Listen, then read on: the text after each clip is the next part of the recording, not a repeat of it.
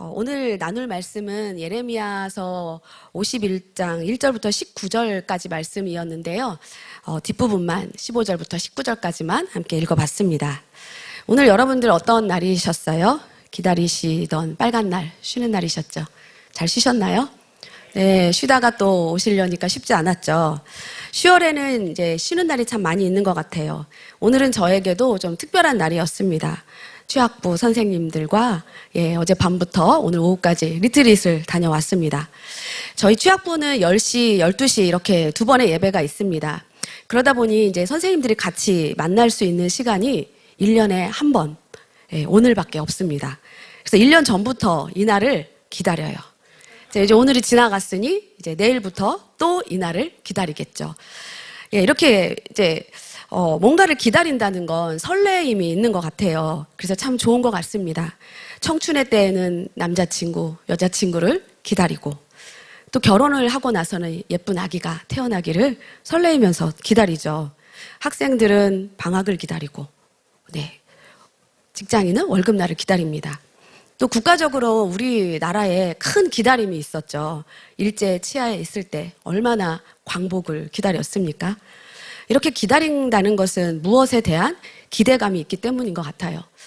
오늘 이곳에 있는 저와 여러분들도 공통적으로 기다리는 분이 계십니다. 바로 우리를 구원하시고 다시 오시겠다고 약속하신 예수님의 재림입니다. 예수님이 오셔야 영원한 하늘나라가 완성되고 또 예수님이 다시 오셔야 우리가 기대하고 기다리는 이 기대감이 채워지기 때문입니다. 서두에 이런 이야기를 하는 것은 바벨론 포로로 끌려간 이스라엘 백성들에게도 기다림이 있었다는 것입니다. 하나님의 말씀에 근거한 기다림이었는데요. 예레미야 29장 10절에 보면 이렇게 말합니다. 여호와께서 이같이 말씀하시니라. 바벨론에서 70년이 차면 내가 너희를 돌보고 나의 선한 말을 너희에게 성취하여 너희를 이곳으로 돌아오게 하리라. 이스라엘 사람들은 이 말씀을 믿고 바벨론 땅에서 살아갔습니다. 그리고 오늘 51장에 와서 또다시 그들에게 포로의 자리에서 돌아오게 하시겠다고 하는 또 구체적인 선포를 해주세요. 그 방법에 대해서는 다른 게 아니라 바벨론을 심판하시는 것으로 돌아오게 하시겠다고 합니다. 51장 1절부터 4절까지 말씀인데요. 같이 한번 읽어보도록 하겠습니다. 여호와께서 이와 같이 말씀하시되 보라 내가 멸망시키는 자의 심령을 부추겨 바벨론을 치고 또 나를 대적하는 자 중에 있는 자를 치되 내가 타국인을 바벨론에 보내어 키질하여 그의 땅을 비게 하리니 재난의 날에 그를 애워싸고 치리로다. 활을 당기는 자를 향하며 갑옷을 입고 일어선 자를 향하여 쏘는 자는 그의 활을 당길 것이라. 그의 장정들을 불쌍히 여기지 말며 그의 군대를 전멸시켜라. 무리가 갈대아 사람의 땅에서 죽임을 당하여 엎드러질 것이요 관통상을 당한 자가 거리에 있으리라. 바벨론을 멸망시키는 타국인을 보내서 전멸시킬 것이고 또 그 전멸시키는 데 키질하듯이 흔들어서 바벨론 땅을 비워버리겠다고 말씀하십니다. 그때는 바벨론 군대가 활도 당기지 못하고 갑옷도 제대로 챙겨 입지 못하고 허둥지둥 될 것이다. 그러나 그들을 불쌍히 여기지 말고 완전히 전멸시키라고 말씀하십니다. 누가 전멸시킬까요? 바벨론을 전멸시키는 자들은 이스라엘 사람들이 아니라 2절에 보면 타국인이라고 나왔어요. 그리고 이 타국인에 대해서 11절에 이렇게 말합니다. 화살을 갈며 둥근 방패를 준비하라. 여호와께서 메대 왕들의 마음을 부추기사 바벨론을 멸하기로 뜻하시나니 이는 여호와께서 보복하시는 것 곧 그의 성전을 위하여 보복하시는 것이라 라고 말씀하십니다. 여기서 볼 때 바벨론의 심판을 위해 부른 타국인이 메대 왕들이라고 말하고 있어요. 이 메대 왕들은 메대는 주전 670년경에 세워진 나라입니다. 이들은 당시 강대국이었던 아수르라는 나라에 대해 반기를 들고 일어난 민족들이에요. 이들은 메대 한 나라가 아니라 메대와 바사인으로 구성된 연합국가라고 볼 수 있습니다. 이 바사를 세운 왕은 고레스이고요. 바사라는 이 나라는 처음에는 작아서 메대 왕국의 속국으로 있었습니다. 그러다가 점점 세력이 강해지면서 독립하고 바사 제국으로 발전해 가요. 그리고 바사의 세력이 커지면서 주전 550년경에는 메대와 바사의 입장이 거꾸로 됩니다. 그래서 바사가 오히려 메대를 자신의 제국에 편입시키게 되죠. 지금 예레미야가 예언하고 있는 이 시점에서는 바사가 세력이 없었기 때문에 메대의 속국이었지만 예언이 성취되는 주전 539년경에는 이미 메대는 역전이 돼서 바사의 속국으로 들어가게 됩니다. 따라서 성경에서 말하는 여기 이 지점에서 메대는 바사로 봐야 맞습니다. 우리가 잘 알고 있는 페르시아라고 하죠. 이처럼 하나님께서는 메대와 바사를 통해서 바벨론을 심판하십니다. 바벨론이 왜 심판을 받아야 하는지에 대해서도 11절 하반절에 우리가 금방 읽었지만 이렇게 말합니다. 그의 성전을 위하여 보복하시는 것이라. 하나님의 성전은 하나님의 임재를 상징하는 장소이고 또한 거룩한 장소입니다. 구별된 곳이에요. 그런데 이 거룩한 성전에서 하나님을 섬겨야 할 하나님의 백성들이 하나님을 떠나 죄 가운데 살았습니다. 하나님은 그들을 향해 아무리 부르고 불러도 이스라엘은 돌아오지 않았습니다. 그래서 하나님께서는 이스라엘 백성들을 바벨론이라는 도구를 통해서 징계하시게 됩니다. 바벨론은 이스라엘과의 전쟁에서 하나님이 허락하셨기 때문에 승리할 수 있었던 것입니다. 그러나 바벨론은 어땠느냐? 그들은 하나님을 인정하지 않았습니다. 그들은 자신의 힘과 능력으로 승리했다고 믿었기 때문이죠. 그리고 자신들이 믿는 우상들이 하나님이라는 신을 이겼다고 믿었습니다. 그래서 이스라엘을 무너뜨렸다고 생각했습니다. 이처럼 하나님을 두려워하지 않고 그들이 예루살렘을 정복했을 때 거룩한 장소인 성전이 멸시되고 탈취되었어요. 파괴되고 불탔습니다. 그리고 많은 사람들이 잡혀가는 악행을 저질렀습니다. 이것은 단순히 물질적인 손해를 입힌 정도가 아니라 이러한 행위는 하나님에 대한 도전이고 멸시였습니다. 그래서 하나님께서는 성전을 파괴하고 더럽힌 바벨론을 엄히 심판할 것이다 라고 말씀하셨는데 바로 하시지 않았어요. 왜냐하면 이스라엘이 바벨론 땅에 살며 징계를 받아야 할 70년이라는 시간이 필요했기 때문에 그들이 저지르는 악행을 보시면서도 멸망시키지 않고 계셨습니다. 하나님의 이런 일하심은 지금 우리에게도 동일합니다. 우리는 다시 오실 주님을 기다리고 살아가고 있죠. 그런데 내 삶을 보면 하나님은 보이지 않고 나는 너무나 무력해 보입니다. 나는 내 삶은 너무나 시시해 보입니다. 그런데 반대로 세상을 보면 그들은 자신들이 누리는 모든 것들이 자신의 노력으로 승리한 것처럼 자신의 능력을 통해서 모든 것을 이룬 것처럼 의수되고 살아가는 것을 볼 수 있습니다.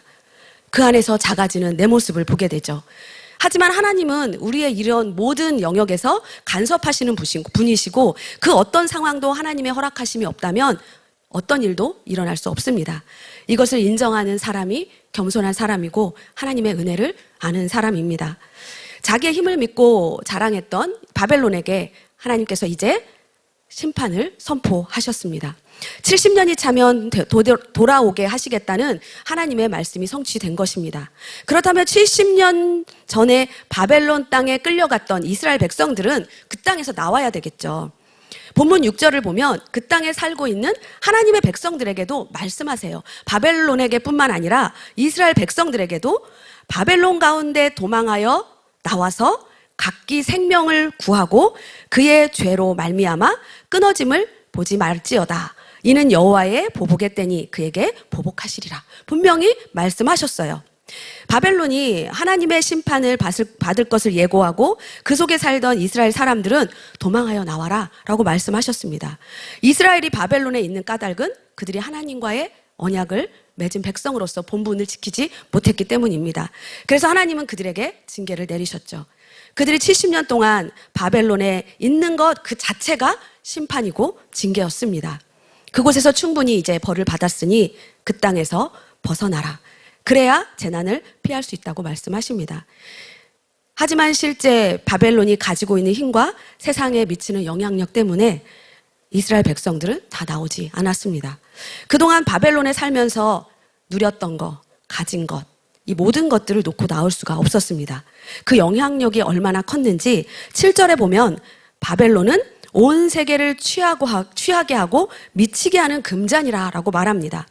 세상에서 바벨론을 바라볼 때 바벨론이 가지고 있는 우월함, 풍요로움, 강력함, 이것이 세상 사람들을 취하게 하고 미치게 한다는 거예요. 바벨론을 보면 우리도 저렇게 우월해지고 싶어. 우리도 저렇게 풍요롭게 살고 싶어. 우리도 저렇게 강력해지고 싶어. 이런 소망을 가지게 하는 나라라는 겁니다. 세상에 소망을 주는 나라. 13절 상반절에 보면 또 이렇게도 표현해요. 많은 물가에 살면서 재물이 많은 자요. 바벨론을 향해 하는 말입니다. 이 말을 이해를 돕기 위해 제가 사진을 몇 장 가지고 왔는데요. 바벨론은 메소포타미아 문명이 발달했던 곳입니다. 물이 풍부하고 지리적으로는 또 유브라데스 강의 혜택을 받은 나라입니다. 제가 EBS 공영방송에서 조금 가지고 왔는데요. 이해하고 봐주시기 바랍니다. 바벨론은 유브라데스 강 물로 도시를 계획하고 건설했습니다. 사람들이 물을 끌어들여 여러 가지 용도를 사용하기 위해 성 주변으로 또 성 안으로 수로를 만들었어요. 유브라데 강을 세 줄기로 나눠서 한 줄기는 바벨론 성 안으로 흐르게 하고 두 줄기는 바벨론 성 주위를 감싸고 돌아서 흐르게 했습니다. 이렇게 해서 어떤 적의 세력도 바벨론 성벽을 접근하지 못하게 만든 것입니다. 이 그림은 그 유명한 공중정원 들어보셨죠? 그것을 재현해서 가상으로 만든 것인데요. 도시 위에 호수와 운하를 만들고 제방을 만들어서 물을 다스렸습니다. 이 공중정원 같은 것은 지금 세대에 만들었다고 해도 놀라운 일일 것입니다. 그런데 수천 년 전에 이런 제국을 만들었다는 것은 오늘 말씀처럼 세상을 미치게 할 수밖에 없고 세상을 취하게 할 수밖에 없다는 표현이 딱 맞는 것 같습니다. 당시 사람들은 날마다 하늘만 보고 살았던 사람들입니다. 하늘에서 비가 와야 살 수 있었기 때문이죠. 그렇게 하늘만 보며 살던 사람들에게 물을 다스리는 나라가 나타났어요. 바벨론이에요. 바벨론은 너무나 완벽한 나라였습니다. 그곳에서 누리는 삶은 어디에도 가치를 찾을 수가 없었던 것들입니다. 물을 다스리는 나라 바벨론은 많은 물가에 거하며 재물을 다스리는 나라라는 그런 표현이 맞습니다. 운하가 있으니 교류가 이루어지고 재물이 풍부하겠죠. 너무 완벽하고 거대해서 누구도 건들지 못할 것 같은 그들의 이 자랑거리. 하지만 그 자랑거리가 마침내 끝날 것이라고 하나님께서 선포하신 것입니다. 바벨론 사람들의 의지했던 경제력이 무너질 것이다.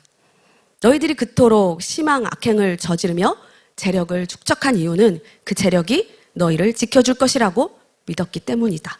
그러나 하나님은 그들을 향해 너의 재물의 한계 그 끝이 왔다라고 말씀하십니다. 네가 가진 돈으로 너를 위해 할 수 있는 마지막이 왔다. 우리는 우리가 가진 재력으로 많은 일들을 할 수 있습니다. 돈이 많으면 편리하고 할 수 있는 게 많지요. 그러나 돈으로 할 수 없는 한계가 있습니다. 하나님의 심판의 날에 돈으로 결코 자신을 구원할 수 없습니다. 물질의 복을 받는 것 너무나 중요합니다. 그러나 더 중요한 것은 주신 물질을 잘 관리하는 선한 청지기의 삶을 사는 것입니다. 저와 여러분이 진짜 하나님의 백성이라면 바른 청지기가 되어 하나님을 기쁘시게 하는 삶을 살아내기를 소망합니다. 두 번째는 이 바벨론이 의지한 사람, 그러니까 군사력의 끝이 왔다고 말씀하십니다.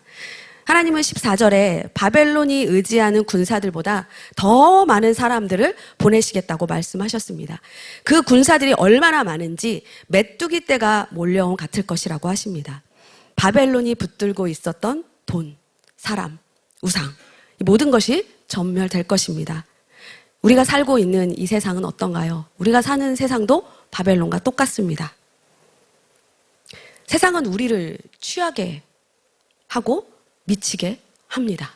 취할 것이 너무 많고 빠져들어서 정신 못 차리게 할 게 너무나 많습니다. 그러나 우리는 세상의 끝을 아는 사람들이에요. 우리가 기다리는 그 기다림의 주인공 그 예수 그리스도가 오시면 이 모든 기다림에 하나님이 완성해 주시고 우리에게 그 기대감을 채워줄 거라는 것을 아는 사람입니다. 그리고 마지막 승리가 어디서 오는지 알기 때문에 우리는 이 세상이 아는 하나님께 취하고 하나님께 미쳐야 맞습니다. 그 하나님을 향해 우리는 어떤 고백을 해야 될까요? 성경에 우리가 지금 읽은 이 본문 말씀은 예레미야 29장에도 토시 하나 안 틀리게 똑같이 나옵니다. 왜 이 말씀을 똑같이 주셨을까요? 하나님의 말씀은 이루어질 것이고 완성될 것이고 반드시 우리에게 우리의 기다림에 부응하여 그 일을 이뤄갈 것이라는 것을 말씀하고 계십니다. 그렇다면 우리도 고백을 올려드려야 되겠죠. 그 고백을 15절부터 19절인데요. 우리의 마음을 담아서 이런 하나님을 다시 한번 읽어보면 좋겠습니다. 우리 같이 한번 읽어보겠습니다. 시작. 여호와께서 그의 능력으로 땅을 지으셨고 그의 지혜로 세계를 세우셨고 그의 명철로 하늘들을 펴셨으며 그가 목소리를 내신즉 하늘에 많은 물들이 생기나니 그는 땅 끝에서 구름이 오르게 하시며 비를 위하여 번개를 치게 하시며 그의 곳간에서 바람을 내시거늘 사람마다 어리석고 무식하도다. 금장색마다 자기가 만든 신상으로 말미암아 수치를 당하나니 이는 그 부어 만든 우상은 거짓이요 그 속에 생기가 없음이라.